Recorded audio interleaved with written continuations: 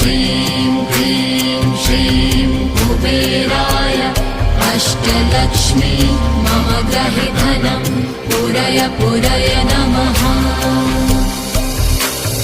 ॐ ह्रीं श्रीं क्लीं श्रीं कुबेराय अष्टलक्ष्मी मम गृहे धनं पूरय पूरय नमः।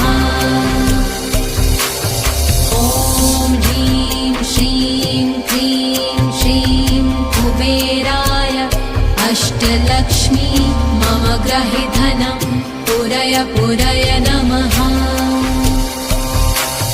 ॐ ह्रीं श्रीं क्लीं श्रीं कुबेराय अष्टलक्ष्मी मम गृहे धनं पूरय पूरय नमः।